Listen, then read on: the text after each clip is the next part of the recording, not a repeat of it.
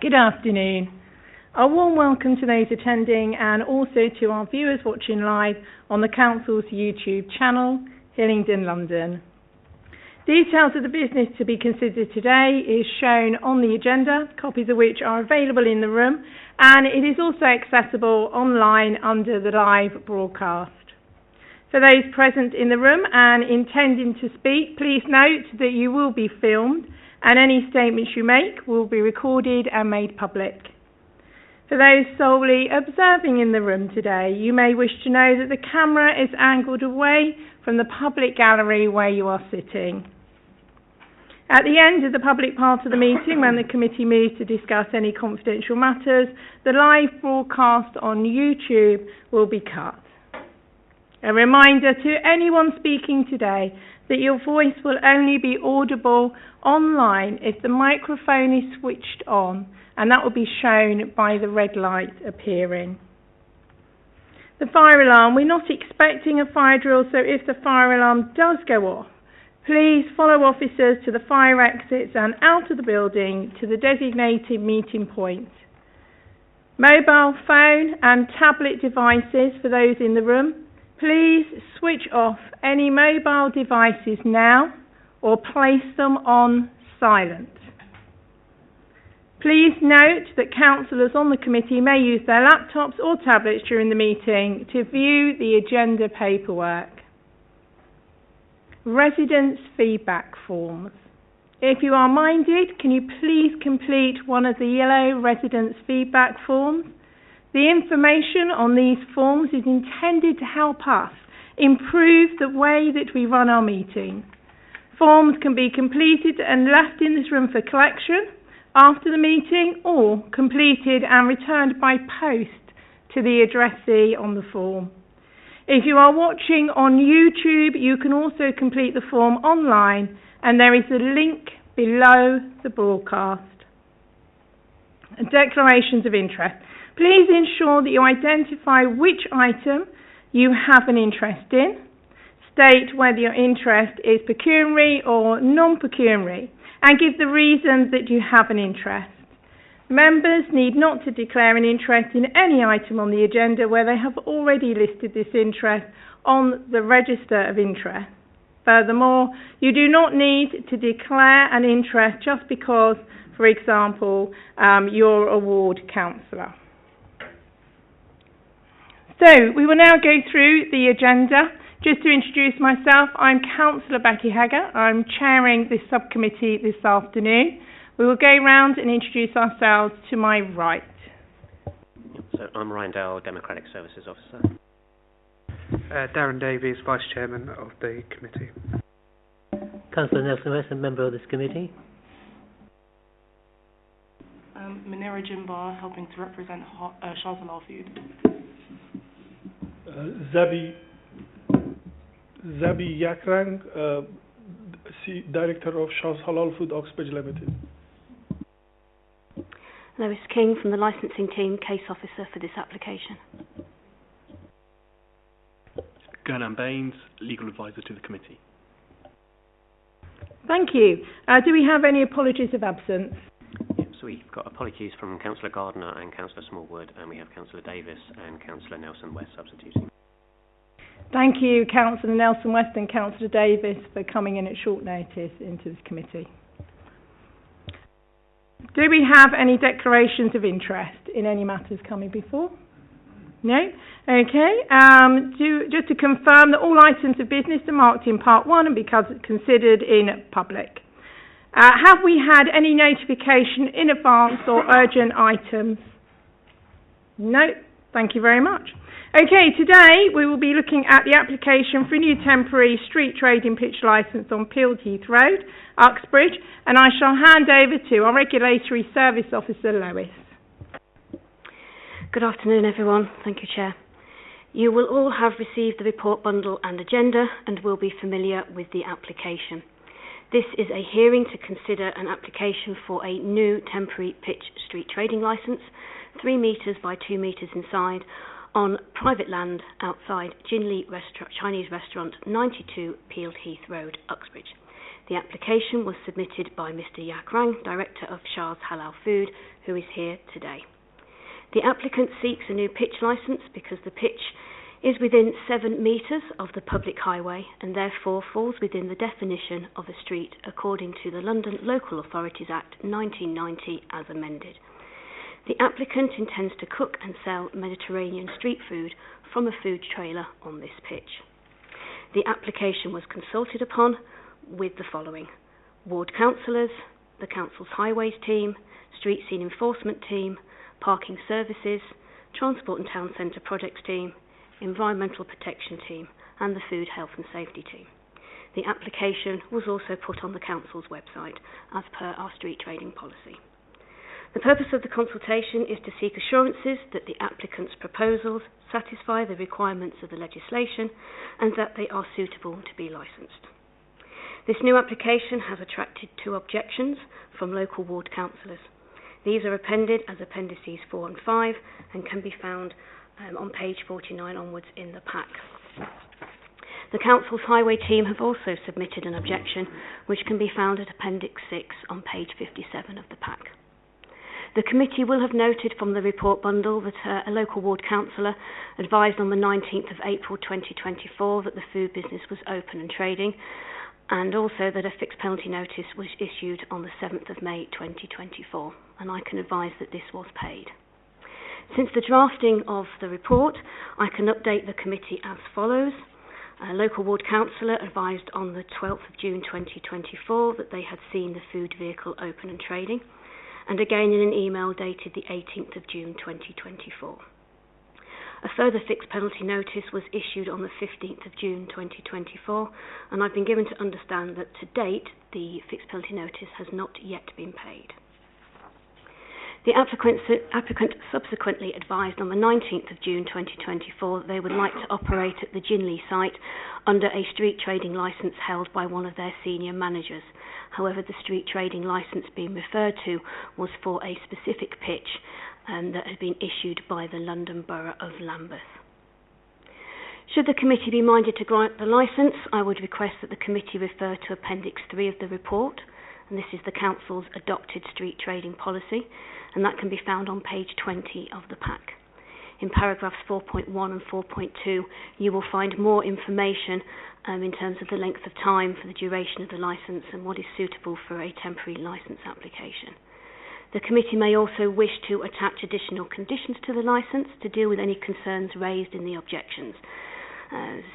Standard conditions and examples of conditions can be found in Appendix 3 and 4 of the Street Trading Policy, and that in itself is Appendix 3 of the report. I now invite the committee to determine the application. Thank you. Thank you very much. Just to really clarify, it's just questions on the report that Lois has submitted at this time, rather than questions for discussion. I have 2 questions just to understand. On page 6, on page 5, 6.2, which is at the top, the applicant was advised that a street trading pitch licence would be required. Could you just tell me how they were advised, whether it was by letter, email, and can you also tell me the date that it was advised on, and also if you believe they understood what was needed? Thank you. So when the application first came in, it wasn't initially valid. So what had to happen was we had to make sure it was a valid application, and at that stage he'd applied for a shop front licence. So I then confirmed that actually, based on what he told me he was doing, that he needed a pitch trading licence. And so that was when I confirmed that a street trading pitch licence was required. That would have been, just bear with me a moment, Councillor, while I just get the email.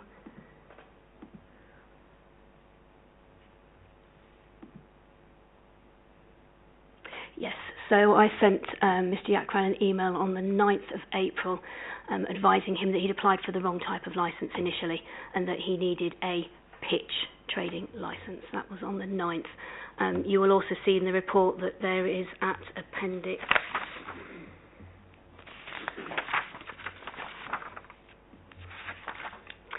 Appendix 7 on page 59 of the pack, there was a further email on the 23rd of April also advising about the need for a street trading licence and that an application was not the same as having had a street trading licence granted by this authority.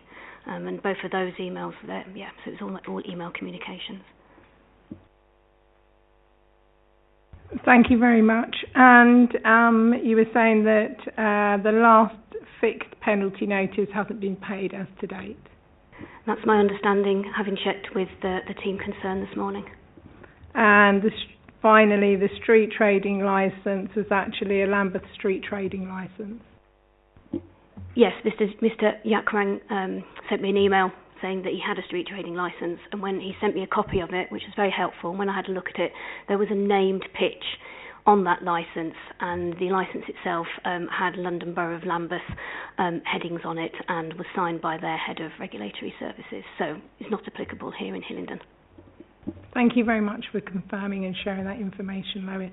Do we have any questions? Councillor Davies. Thank you, Chairman. I can see from the consultation we only had two. Well, we've had the authority's objection. Have we had anything from residents? No.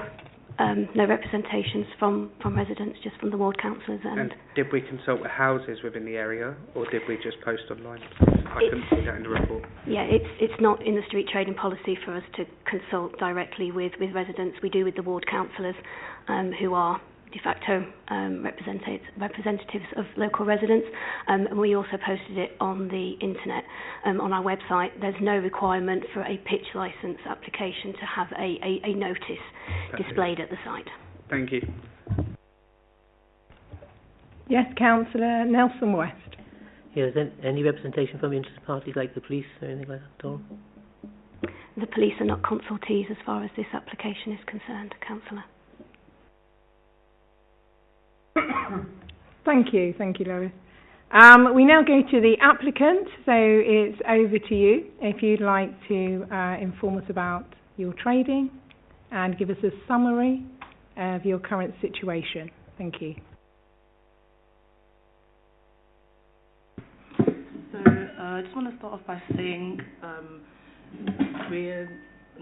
I'm not a professional when it comes to this sort of situation. I just help with administration and onboarding, and just helping to make sure that emails are sent correctly in like proper English. So we're basically representing we're new in this. Yeah. Sorry, can we just have one at a time? Sorry, just so that I can hear you both. Yeah. Just wanted to make it clear that we're representing ourselves. So anything that I say, I might not have the correct terminology, but I'm just going based off this hearing and the information that you guys have provided. Just want to start off by saying, in terms of, it was mentioned that the first fee that was given to us hadn't been paid. This was the one that was given on the 5th of May. The first one, we have it here as well, that has been paid already. We did receive 2 more in the past week, which we are planning on paying today as we speak, but the first one has definitely been paid.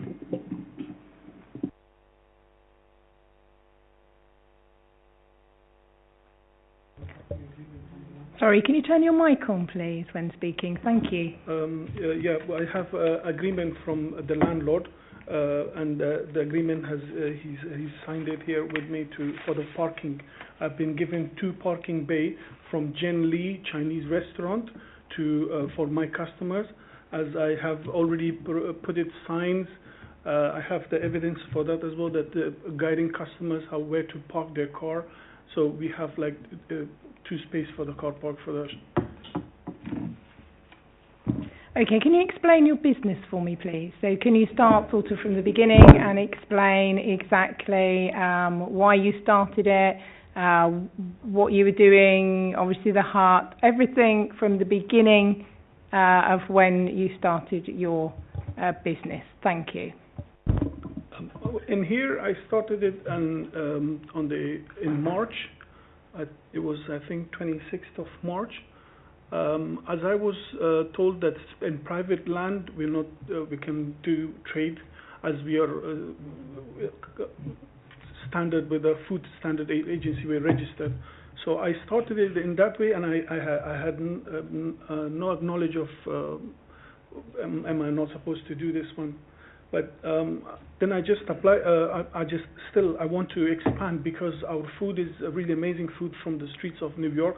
We have one right opposite the Civic Center, and the food that the community actually really love it, especially the doctors, the nurses there. So we're well-known, famous food, and it made me to continue there too because the demand of those people that they were loving the food and they had this little, very amazing treat from nowhere, that community that they needed there, you know. So I did it, and I paid the first ticket as well. I got the parking issue sorted out, and I'm just waiting for you guys to decide what. My English is not as good as the second language, so yeah. So this is what Shaw's is. We bring amazing food, joy, and to the community, and yeah, that's all. Thank you. Thank you. Have you got anything else to add to that?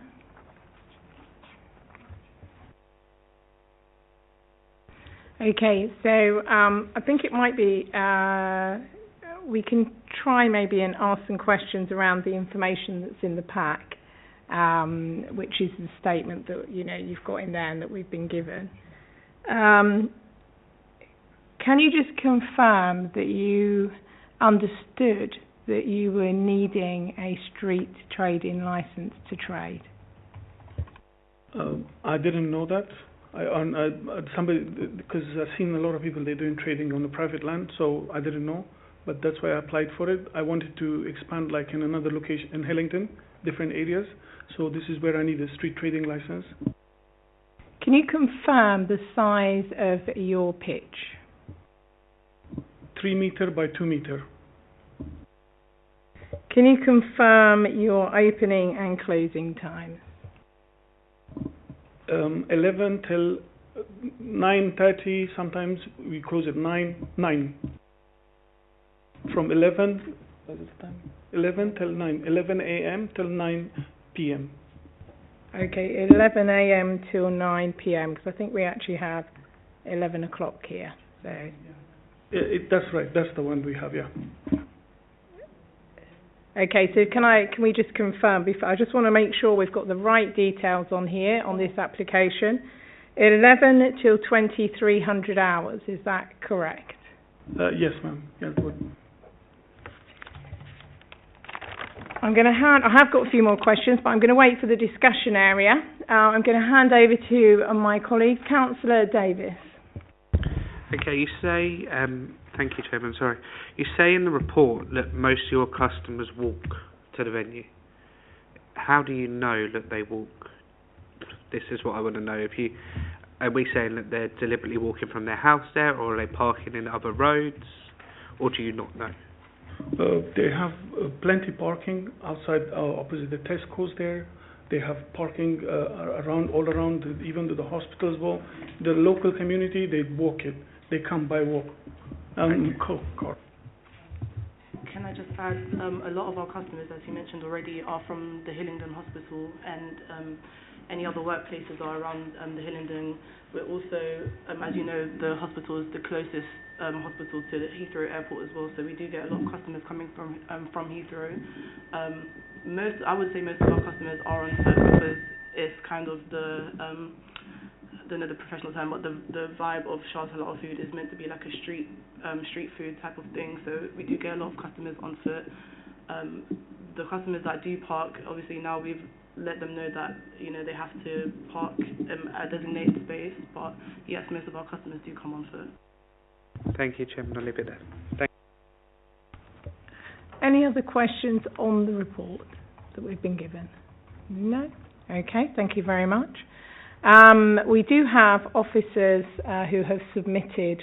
They're not here, is that right? I can't see them. So just to go through, we have a submission from Highways, and Highways have stated they would not permit the licence as it will restrict the view of the junction for traffic. So if we can make that noted, please. Yes, Councillor Davis? Have we had any further comment on that, other than it restricts view from... Because if we look at them photos that's in the pack, that hedge is definitely over 1 metre, the back hedges. And I just question whether an actual visual assessment's been done of that, and I'd like that on record. I can understand the side hedge being 1 metre, but the back part is definitely over 1 metre behind the trailer. And if that's the case, it just doesn't seem correct. That's all. If we look at page 52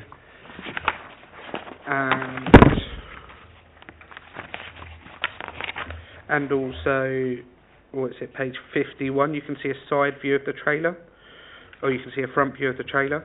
You can't actually get a good grasp of that hedge. So I would just question whether an actual visit has been done or if that's a one line.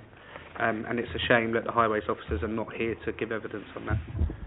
I think what we can do is, I'm not sure, is it possible to find out at all whether, we have that information, whether they conducted a visit or... I mean, I would presume Highway know what their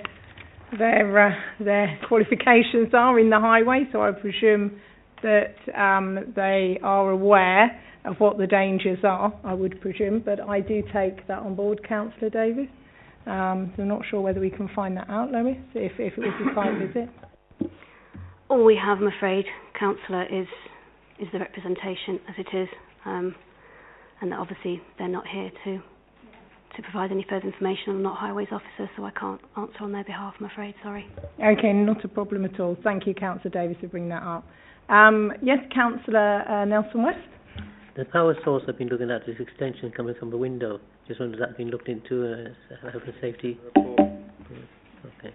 Thank you very much, that's noted. We now move on to our residents and objectors and our councillors. We do have 2 councillors with us.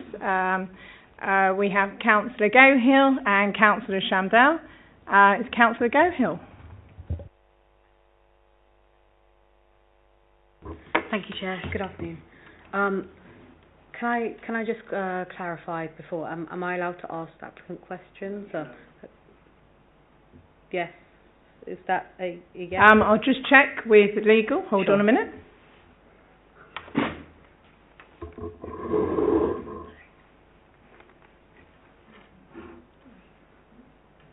I think, first of all, if we can have a summary first from the residents, and I think that is a good basis to start with. Yeah, thank you very much, Chair. So just to be brief about this, I do sympathise with the applicant if there is genuinely wasn't any knowledge about about where you can trade, and I do acknowledge that you have a site just outside. Which is where my confusion kind of came from, because if you're operating in such a busy town area like Uxbridge, then I would have thought the basics would have been right if you were to expand elsewhere. It's really reassuring to hear that you have 2 parking spaces, because that was one of my primary concerns. The Tesco site opposite, where there's Tesco and a post office and another little shop, there's about 12 parking spaces there, but they're always used up, always. To the point where at times we've had issues with Tesco themselves, their delivery vans going onto the side streets, Copperfield Avenue, McCorber Avenue, Colham Road and Colham Green Road. All of those roads that I've listed, Chair, I don't know if it was mentioned in the application, mentioned in the report rather, but they're all permitted roads. Yeah, so people can't park. So to say that people have parking everywhere, they don't, unless it's illegal parking, which is the base of which is the base of part of my objection to the application. So there's people who can park on double yellow lines or across people's driveways, and it's been a big issue for us in the past, especially on Copperfield Avenue, which is directly opposite the site, and people parking there, coming and crossing the road. I have no problem with the food stall myself.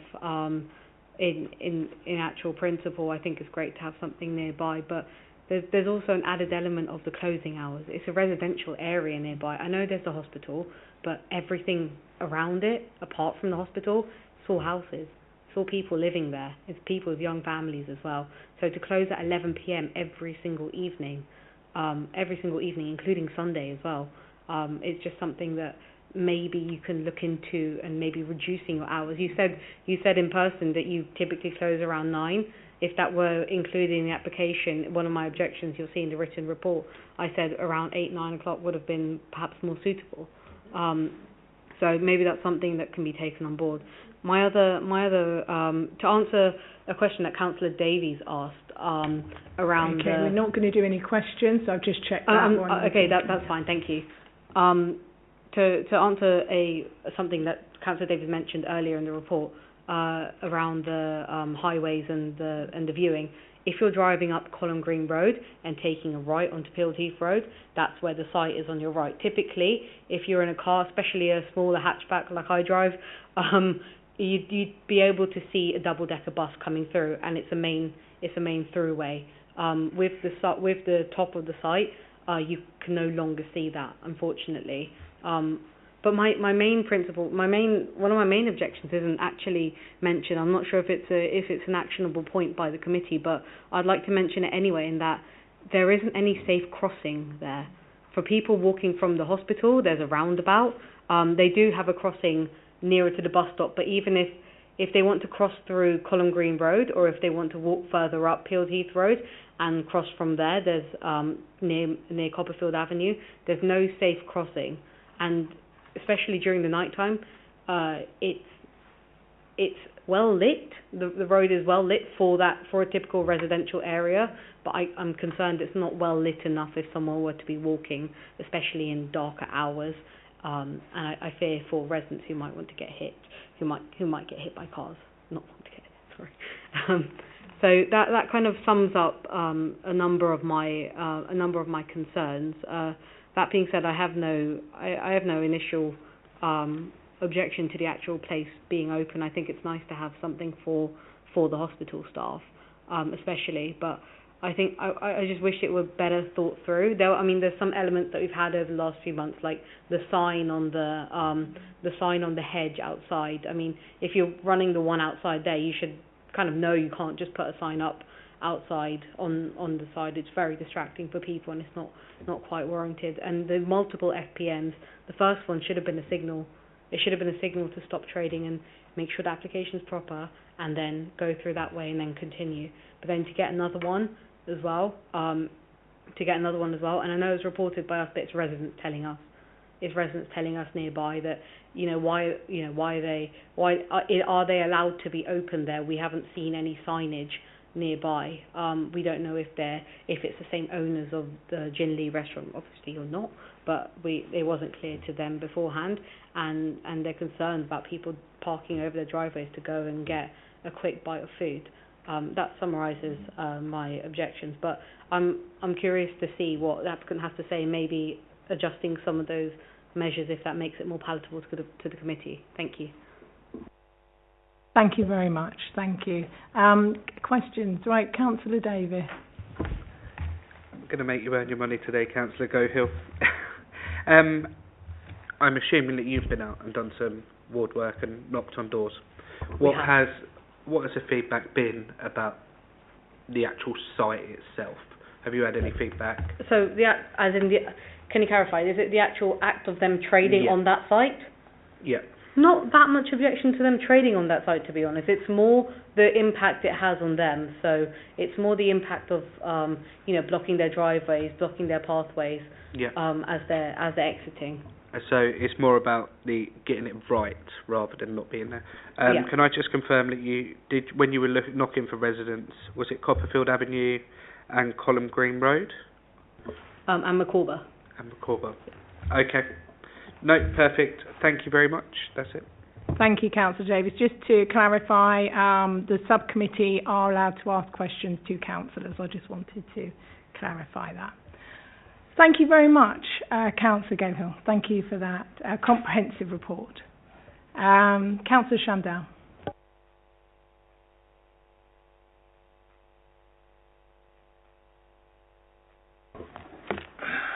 Thank you, Chair.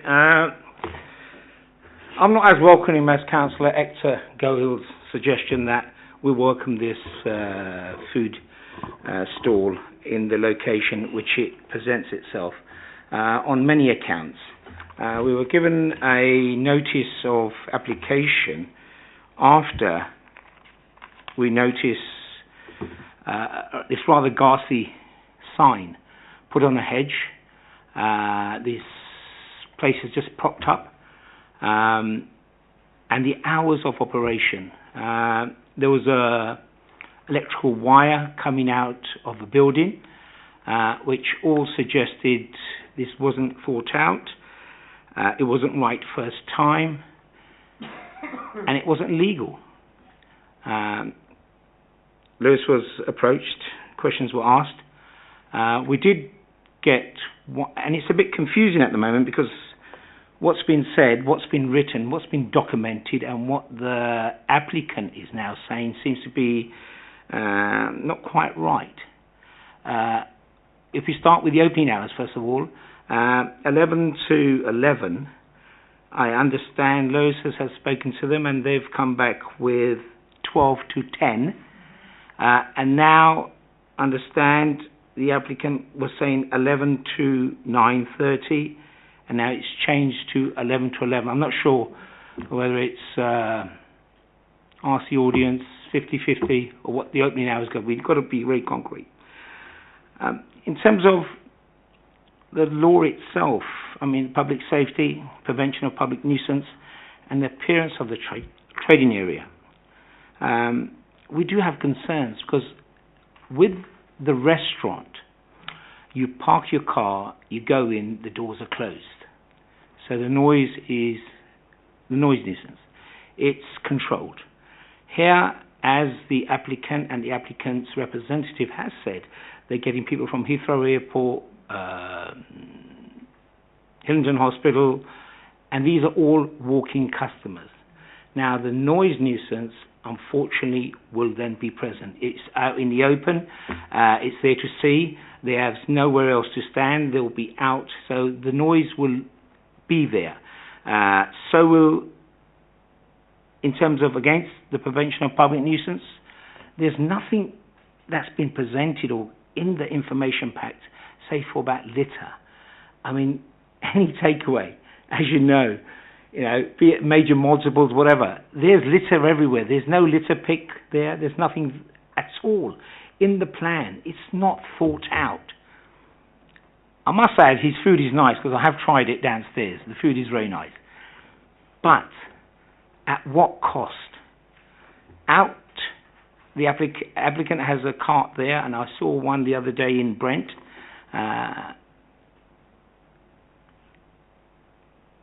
The appearance, once again, another part of the street trading, which must be adhered to. How does it look? The aesthetic area. Well, it sticks out like a sore thumb. And I think part of that is from the highways. This is a distraction coming to this very small roundabout, very dangerous roundabout, because you really have to crawl right up to it and see it. Residents have been spoken to, and one of the residents who I am in regular contact with tells me there is noise, there is litter, and this is up to sometimes 11 o'clock at night. Now, they didn't prescribe to this, and this is Pield Heath Road. Macawber and Copperfield, that's all the way down. The main crux of residents that are going to be affected are in Pield Heath. Macawber and Copperfield have parking management schemes, and a parking which the councillor Hector did pick up on, absolutely right. That Tesco car park is a nightmare. You cannot get parking there. So those two spaces, which is welcomed, I do not believe will be enough. Now, when you drive down that road, the lights off that little cabin hits you straight in the eyes. At the moment it's summer, it's not as noticeable, should I say. But 3 o'clock in the morning, or 4 o'clock in the morning, driving down there, it hits you straight in the eyes. And then you've got that mini roundabout. Then you've got the decking. Now, in terms of what you have there, I believe it's just in the wrong place, Chair, Committee. If it was located in the car park of Jinley I wouldn't have no problems with it at all, because it's out the way, it's not in your face. And lastly, I'd like to hit on a point which Councillor Gohill made as well. Fixed penalty notices. It's clear. It's not difficult, no matter what language you can understand in. You've been issued a fixed penalty notice. That means you are contravening some sort of act. Not once, not twice. And smiling about it won't help. Because I drove past it last night. I drove past it twice today. Twice this morning I've drove past it. And, there's 3 or 4 customers waiting there, and everybody's happy as Larry. And, you've got... All I've got to say is we have rules and regulations for a reason, and they have to be followed. Yeah? And they're not being followed. Not once, not twice, not 3 times. It's basically a clear, have we got a competent operator who would... What other rules is he going to break? I'm for business. Get me right. I am always for business. I am running a business myself. But it has to be run in a way where there's no harm to the residents. Yeah? I was going to mention the using of mains voltage. I'm sure the authorities have checked if he has authorization to use the mains. Because once again, that is part of the license, the Straight Treating License Act. Thank you. Thank you, Councillor Shandell, again for a very comprehensive report there. And it's really important that we take all those into account for a safety of customers and residents and everyone involved. Any questions? No? Okay, thank you, Councillor Shandell, thank you. We're now going to move on to the discussion part, which obviously gives you a chance as well to respond to some of the information that you've been given. I'd just like to make 2 points, actually, before we go further. I have actually visited the site. I visited the site yesterday. It is very complex. It is difficult to navigate round the roundabout and see, so I can see where highways are coming from. I did several entries going round. I couldn't park, so I'm just going from observation. There was no parking. What I did notice that was really a red alert for me was that you can actually drive up to the trading stand.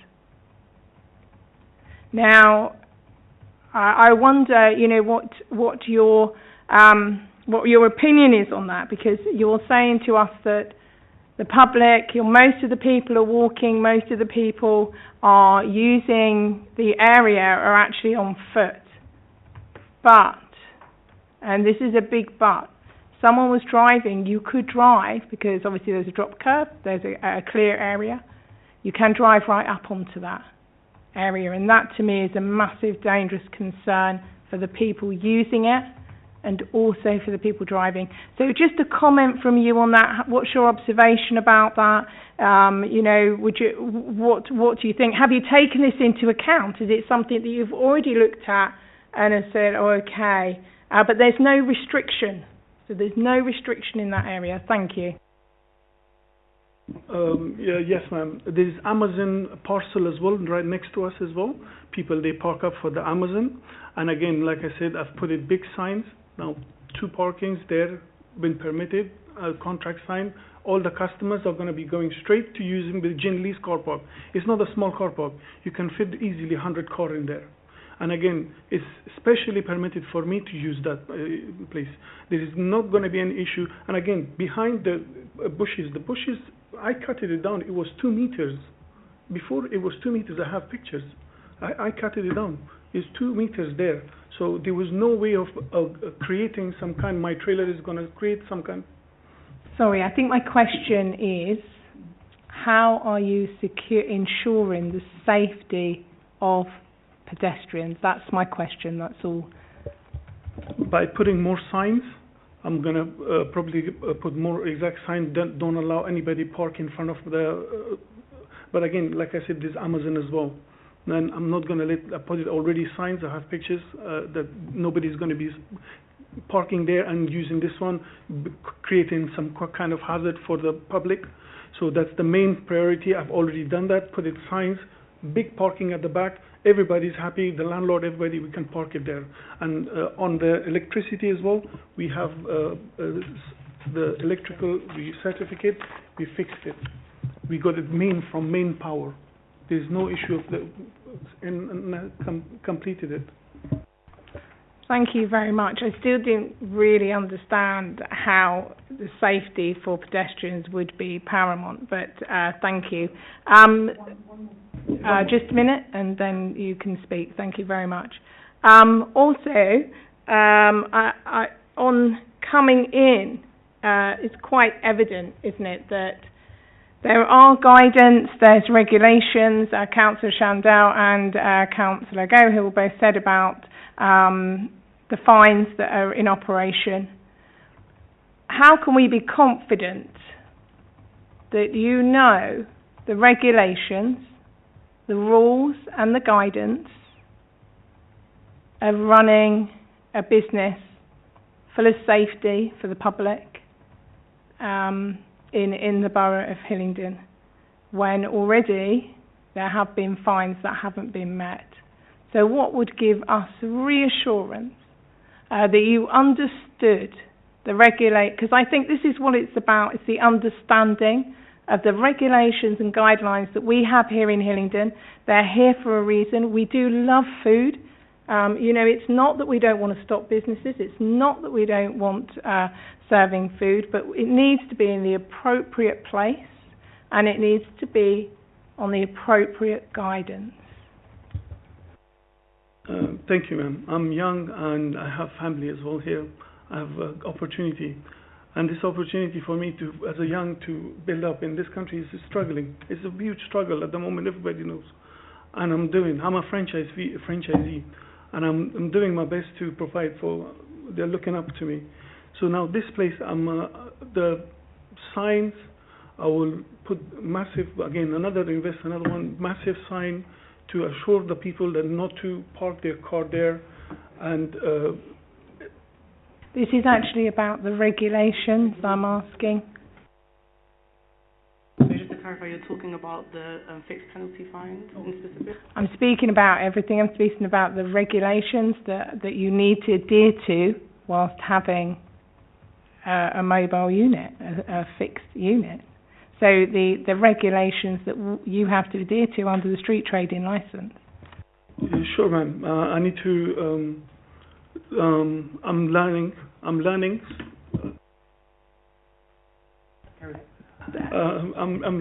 still. I'm young. I'm like a baby as well.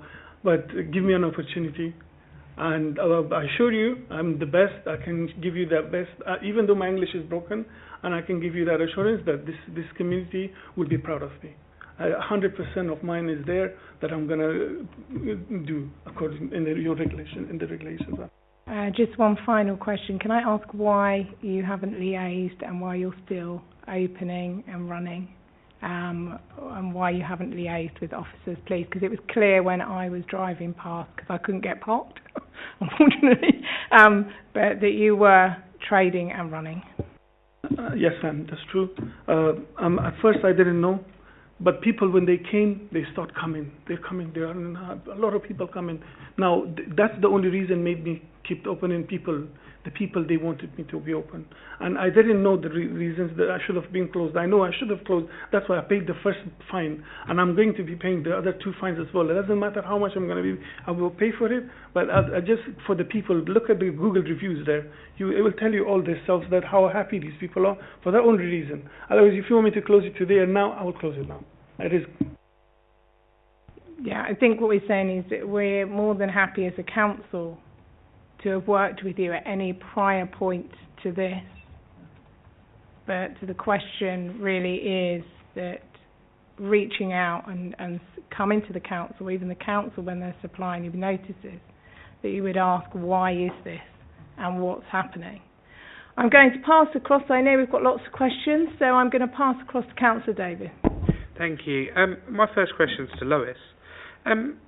When the FPM was sent to the applicant, did we offer support, or do we just say in that you have been fined for trading illegally? Unfortunately, Councillor, it's not my team that issues those penalty notices. It's another team totally. So I can't answer for how they issue them and what happens afterwards. Okay, I'm no afraid. problem. Sorry. If I may, Chairman. You may have a supplementary. Thank you. When you received the fine, does it say in the letter, please contact the council if you need help with this? Have you been offered help from the council? We have only been in communication with Ms. King. Yeah. King, sorry.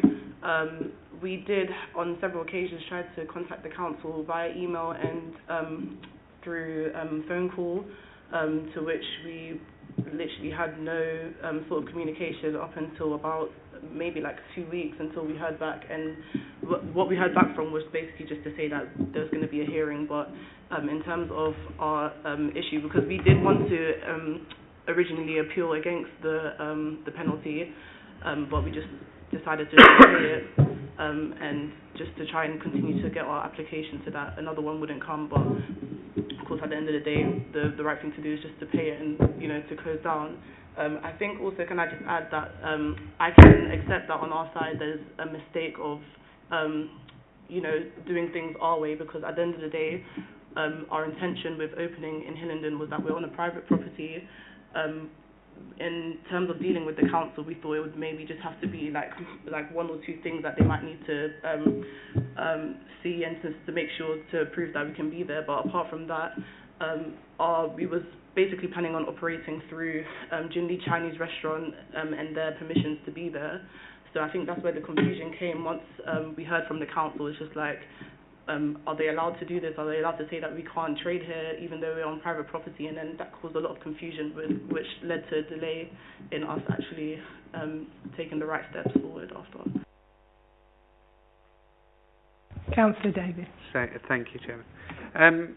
So how long have you been employed with the company? So I'm assuming because there's been some problems, they've employed you to help guide them through this? Yes, so I've been employed just about a year.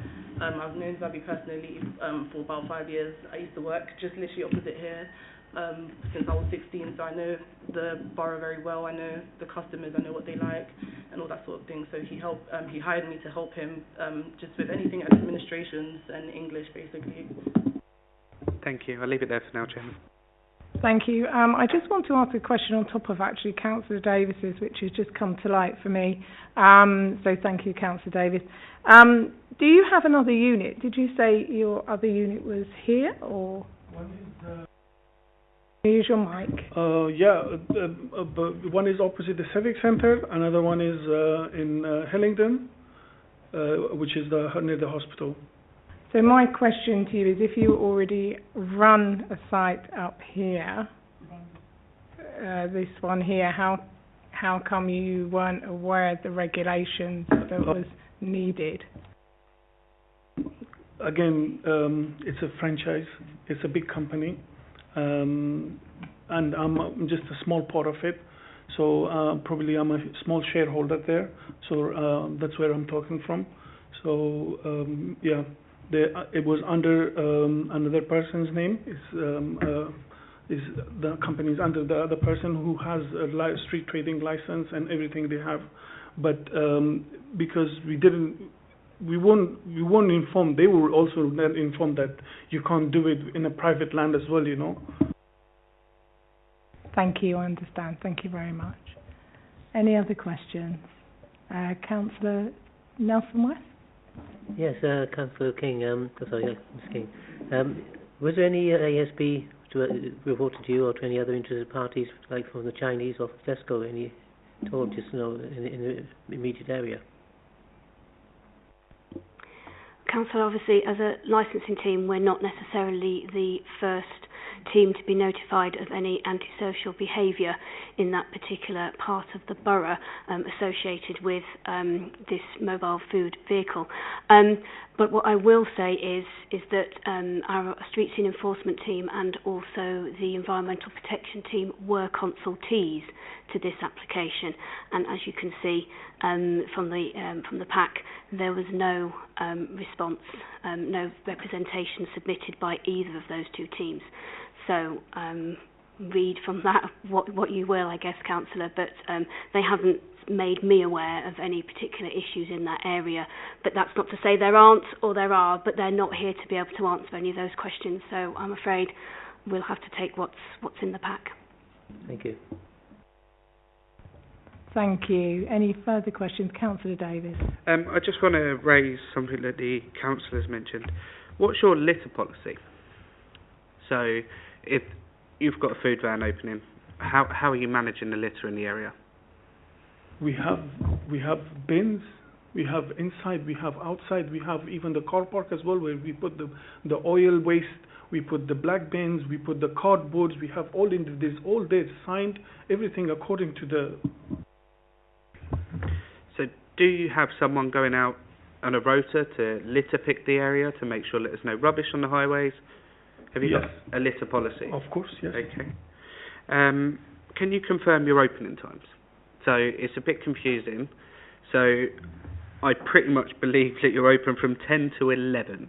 Am I right in thinking that that's correct or not? I've put it down. I'm going to put it from 12, decrease the hours as I've... Sorry, just think before you say, because you're in the room, let's not tell us the truth. You're not in trouble. We just need to know so we can get a clear picture of what's happening. Okay? The application, we put down that we are from 11 to 11 because that's the normal time that we have even in Uxbridge. However, we're willing to reduce the hours if it's an issue because of noise complaints and all that sort of thing. But our normal hours would always be from 11 to 11, but we can change to 11 to 9. So on this site, forget about the other site, for the hospital site, what time are you operating? Normally till 9. After 9 you can clean it up. The boys, they stay till 11 to clean up all the stuff to get ready for the next day. So that's where they've been seen there. But again, yes, we can change it 100% from, I can do it from 12, if you want it from 12 till 8. I'm done to commit it.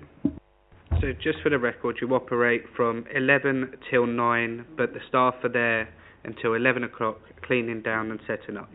Okay, thank you. One final question, Chairman, if I may. Yes, Councillor Davis. You've said you've got a contract now for 2 parking spaces. How long is that contract for, and what are the times that you're allowed to use that car park? The contract is every year, same as the lease as well, is every year. So 1 year, next year I'm going to continue again the same contract. And the timing is, again, they're open till 10, but we have the keys as well. It's from 11 till 10 p.m. 11 a.m. till 10 p.m. open of car park. Okay, thank you. Thank you. I just want to reconfirm. One, you're happy to reduce your hours, is what you're saying. But more importantly for me, are you happy to move your unit? Is that what you were saying to the car park earlier on? To move to the car park, it might be a bit of a hindrance to the business because we're not, I think the point of being where we are is that we wanted to be seen on the main road because if we're in the car park, it's a bit hidden, people would actually have to know where to go, new customers wouldn't know where to find us. So I don't think moving to the car park would be the best option for Shah's, but I could suggest maybe moving how it's positioned, maybe it was said that it was you can see it over the hedge. I don't know if that's an issue as well, but we have the facilities to move it around, but to have it in the car park, it would just kind of defeat the purpose of being, on adjacent on the same road as the hospital, which was part of the plan initially. Thank you. Finally, one of the questions, and yes, Councillor Davis, I'll come over to you, is your obviously hygiene, on your food and hygiene. I understand the visit has been taken and it was acceptable, but I understand as well via the report there were issues prior to that visit.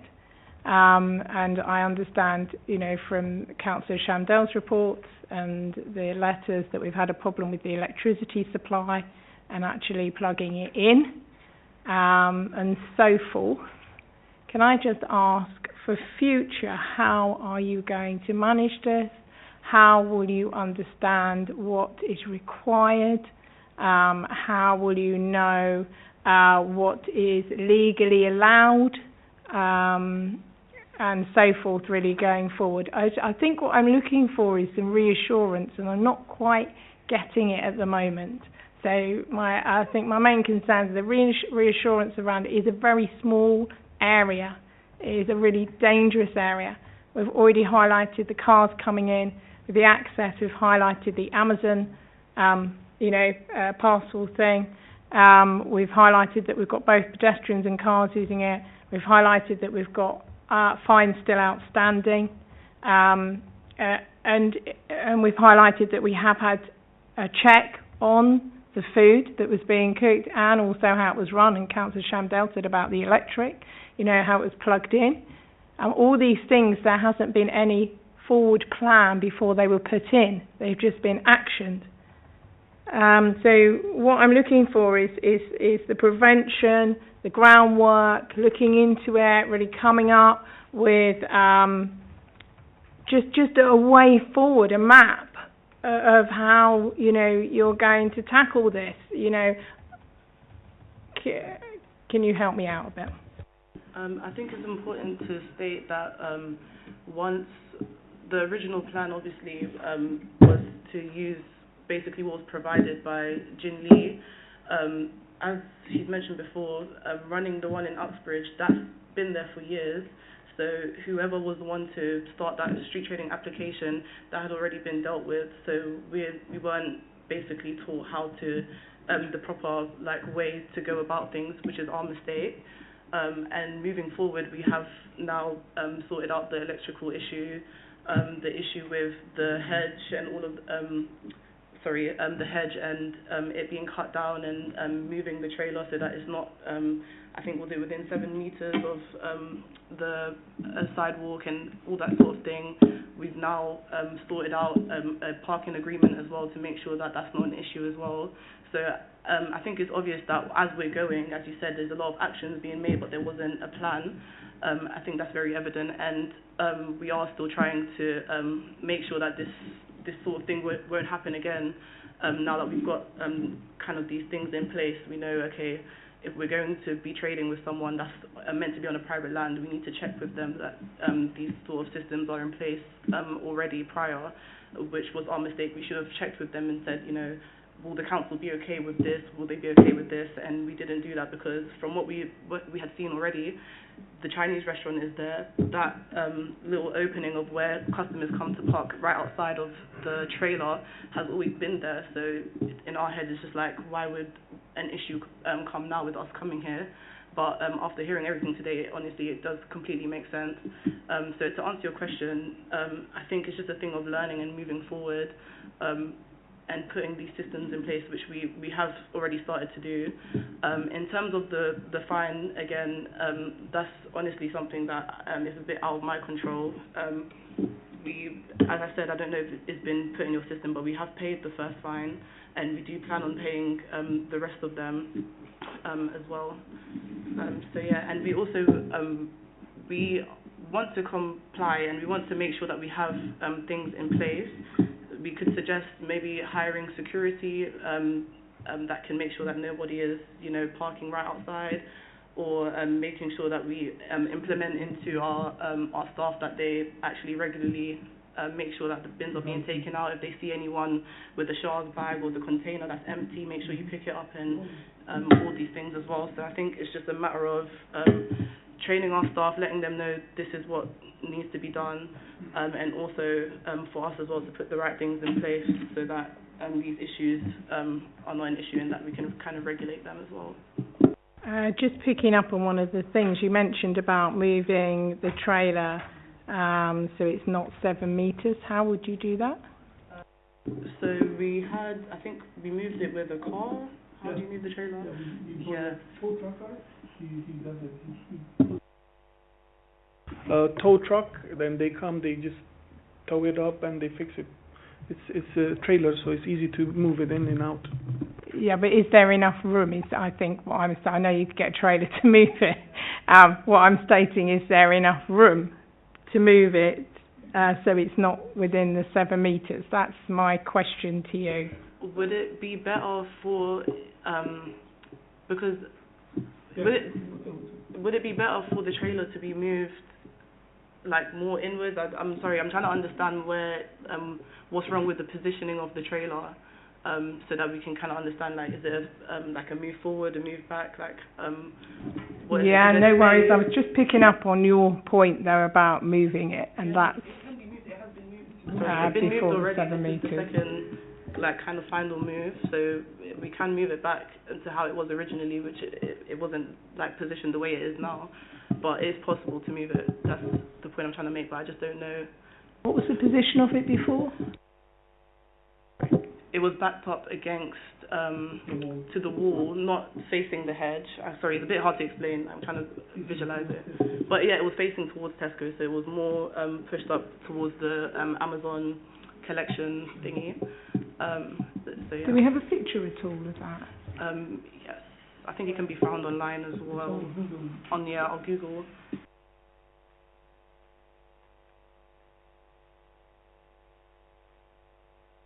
So you had the back of the trailer up against the blue wall, yeah?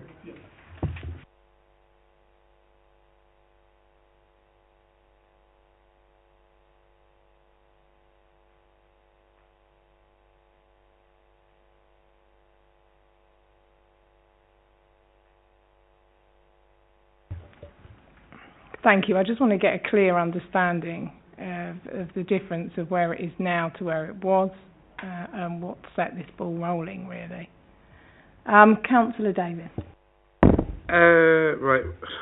So, have you paid to have it properly wired in now? It's no longer a cable out the window, is it? It's actually got a proper power source there, yeah? Yes.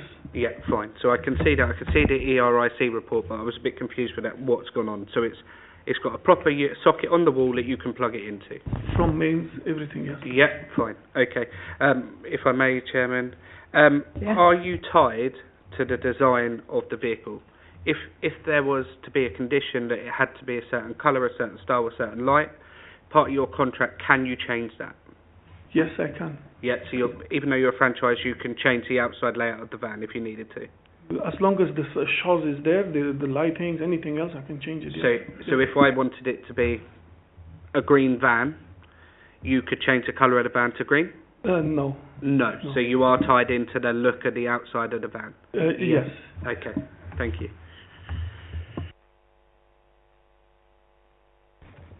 Thank you.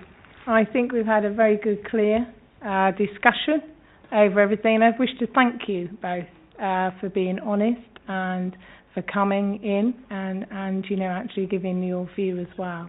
We're going on to comments now, so I know you two want to comment.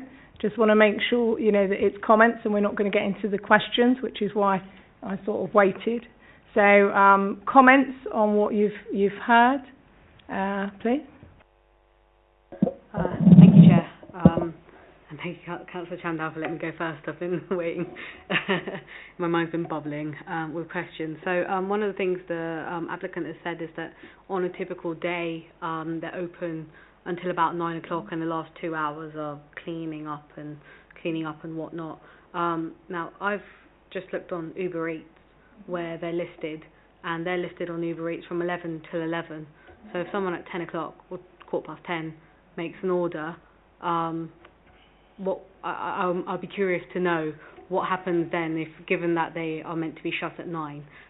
Furthermore, adding on to that point with Uber Eats. Stop you with that one so we can ask them. Can you just sure. let us know, please, as from Councillor Gohill's statement, that if an Uber order is being requested before 11 o'clock and you're clearing up, how can that be?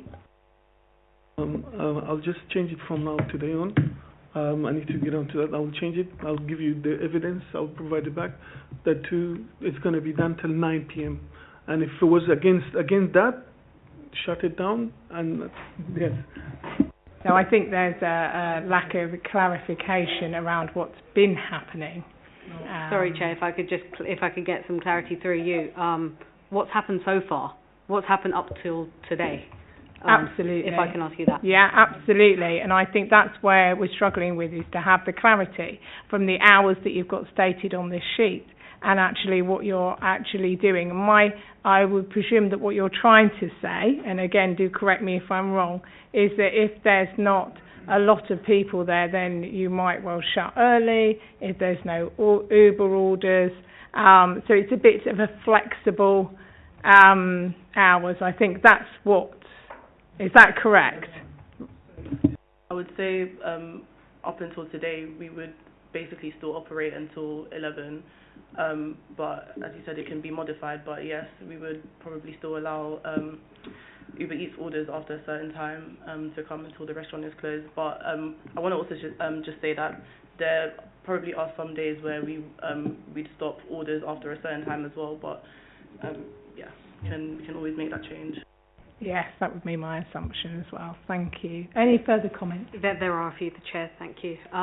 Just quickly on the Uber Eats points, obviously a lot of these drivers come up on motorcycles and or cars.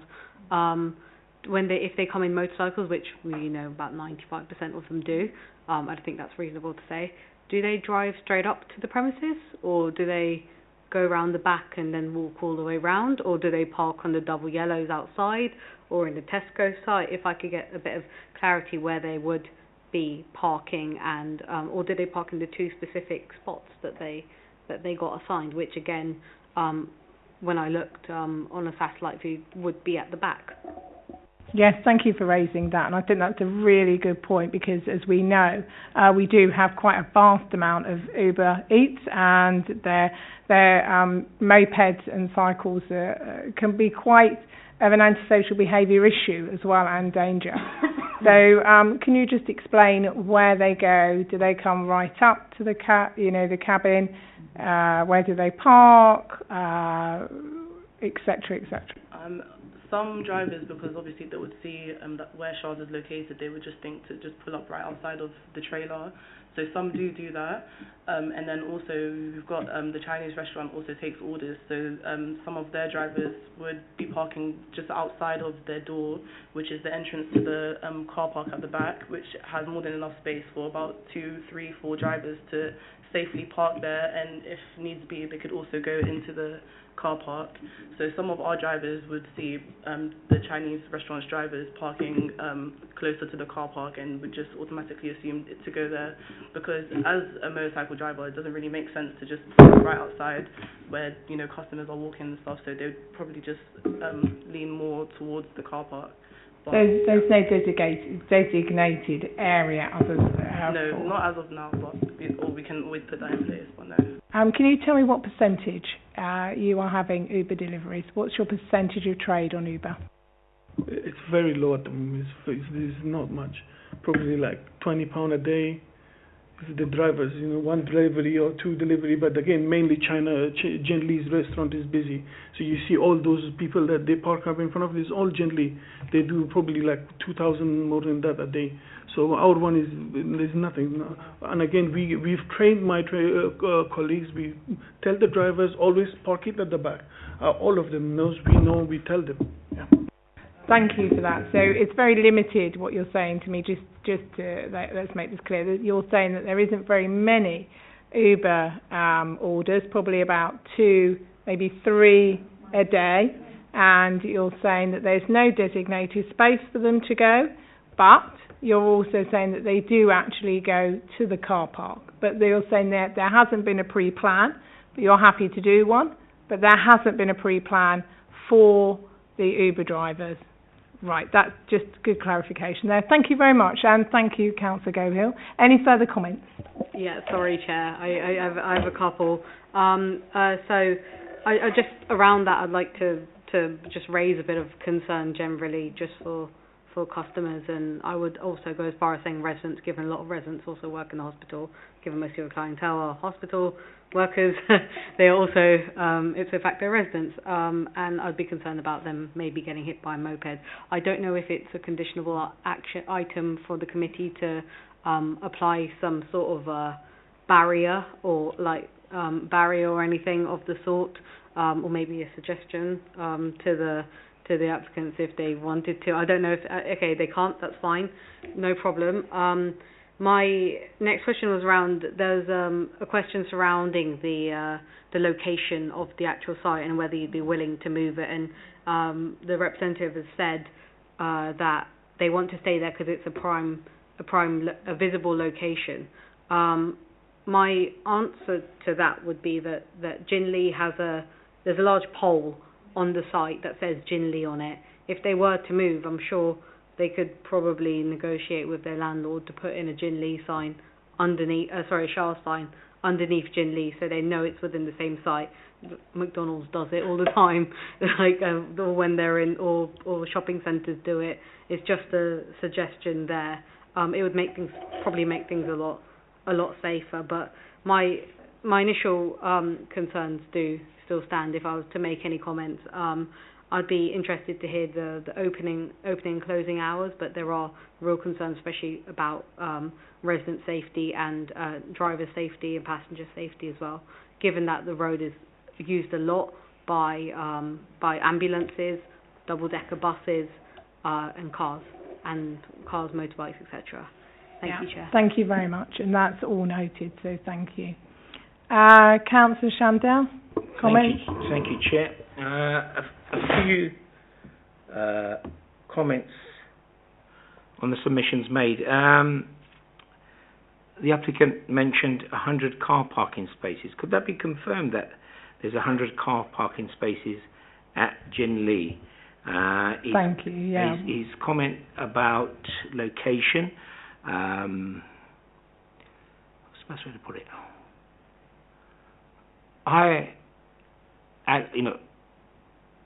I'm very encouraged to hear a young man starting up a business and being really keen to do well, which is what we need in this country. You know, people taking a risk in business.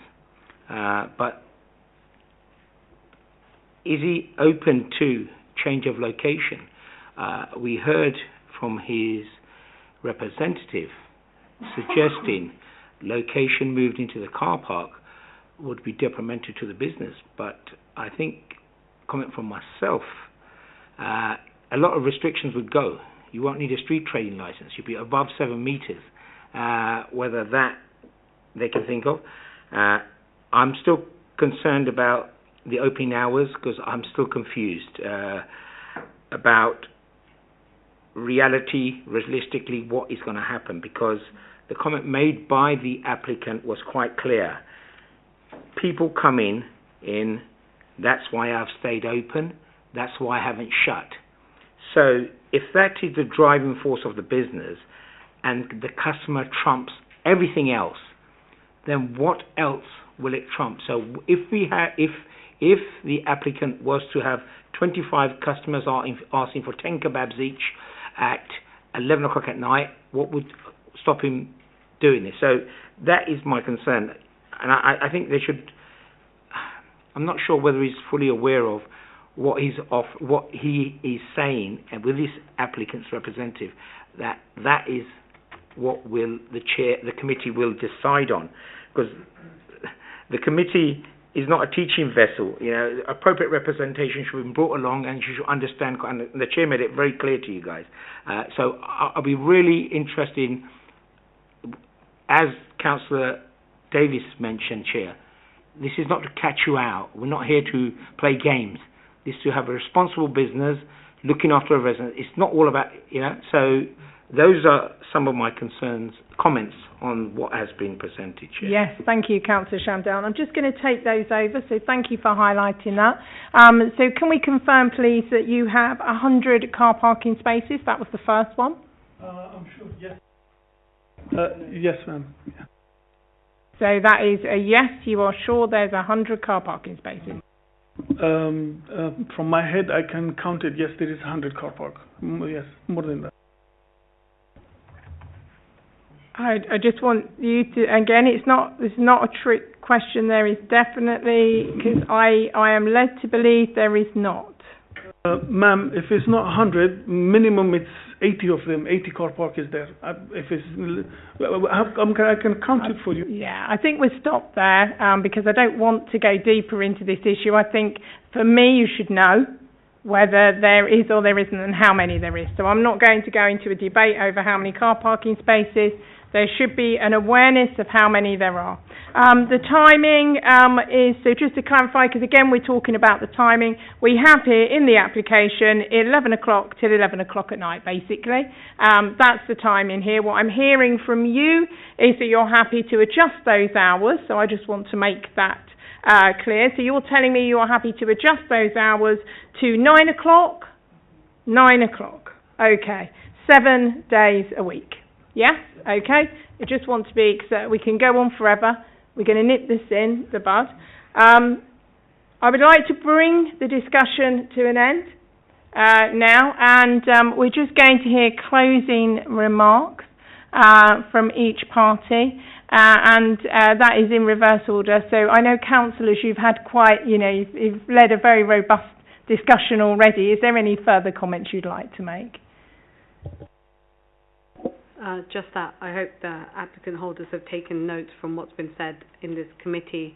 I don't know what the decision's going to be, but regardless, there have been some good suggestions in this committee, and those should be taken into account. I hope they are. Thank you, Councillor Shandell. Thank you, Chair. Yeah, we've had a lot of debate on what the applicant said he's going to do. Unfortunately, from what I have heard, and even though the times have been adjusted, I'm not full of confidence, especially the part about the car parking spaces. I mean, it's just figures in the air. And unfortunately, I would love to give him the benefit of the doubt. But on what's been presented, I'm not confident that he will adhere to the conditions that the subcommittee would put down in writing. I hope he does, but what I've heard doesn't fill me with confidence. Thank you. Okay. Lois? I just thought I ought to just, for the record, just advise councillors that Shah's over the road, and I know that's not part of this decision, but has been discussed, they don't need a street trading licence because they are more than 7 metres away from the public highway.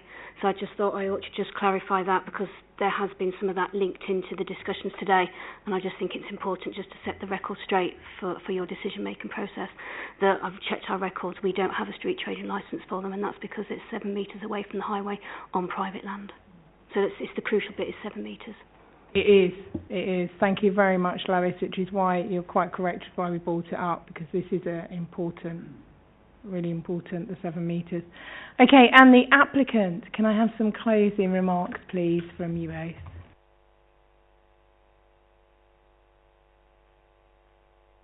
I just want to say, I think it's clear that there's a lot of things that we should and need to take into consideration, and I think we need to kind of regulate how we deal with customer safety and who's going and coming in and out from the place of trading. So we definitely will, and we will take that into consideration moving forward. So thank you. Okay, thank you. Can you just hold on just 1 second?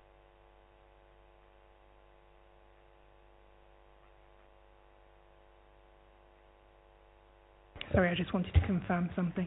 We're now going to adjourn to debate on the decision. Thank you very much for coming in and speaking. Thank you very much. Thank you for speaking from the heart too about your food. You did really, really well. Thank you very much. Thank you, councillors, for coming as well. If you'd like to go out of the room now, and we will adjourn. Thank you.